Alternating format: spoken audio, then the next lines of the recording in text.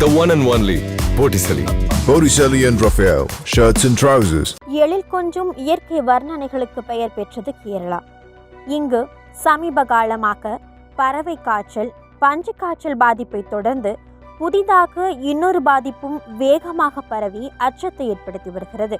கடந்த ஓரிரு மாதங்களில் மட்டும் கோழிக்கோடைச் சேர்ந்த 7ஆம் வகுப்பு மாணவர் மிருதுல், கண்ணூரைச் சேர்ந்த 13 வயது சிறுவன் தட்சிணா, மலப்புரத்தைச் சேர்ந்த 5 வயது சிறுவன் பட்டுவா என 3 சிறுவர்கள் உயிரிழந்துள்ளனர். உடல்நிலை சரியில்லாமல் மருத்துவமனையில் அனுமதிக்கப்பட்ட இவர்கள் மூவருக்கும் காய்ச்சல், தலைவலி, வாந்தி போன்ற அறிகுறிகள் ஏற்பட்டுள்ளன.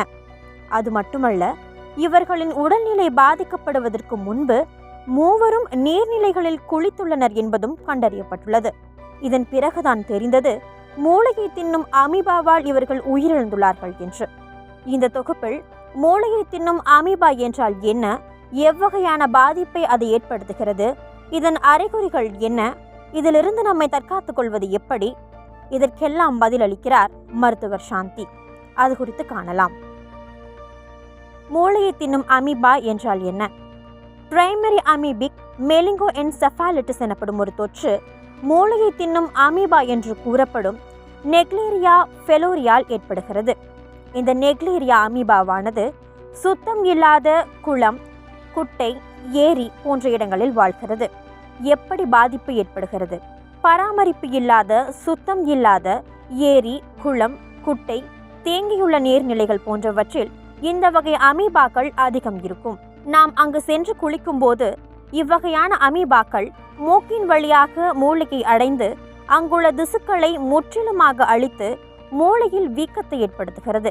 பொதுவாக சுத்தம் இல்லாத ஏரி, குளம், குட்டை போன்ற நீர்நிலைகளிலும் நீச்சல் குளம் போன்றவற்றிலும் போதுமான அளவு குளோரின் கலக்கப்படாததால் இந்த தொற்று பாதிப்பு ஏற்படுகிறது.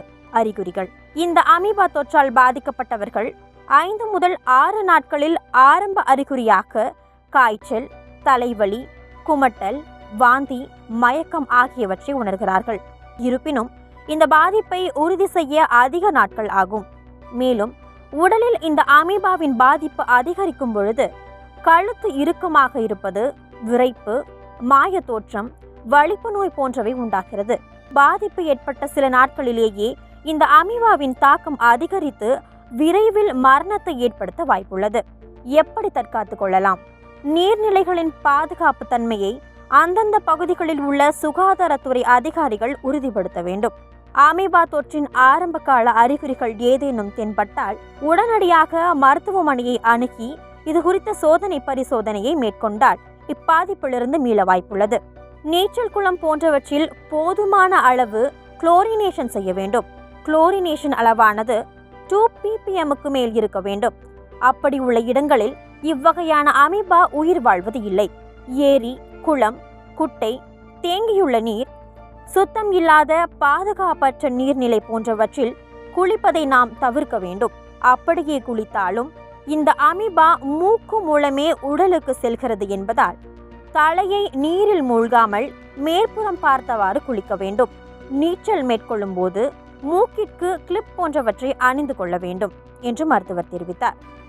இந்நிலையில் இது குறித்த பாதுகாப்பு நடவடிக்கையாக இதற்கான வழிகாட்டு நெறிமுறைகளையும் தமிழ்நாடு மக்கள் நல்வாழ்வுத்துறை வெளியிட்டுள்ளது.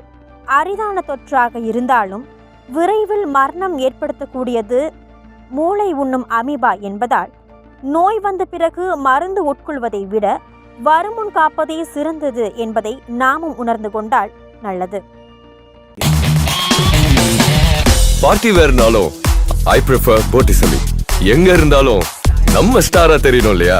வெரைட்டியான கலர்ஸ், நியூ டிசைன்ஸ், அதுக்கு மேல star look. The one and only Botticelli. Botticelli and Raphael, shirts and trousers.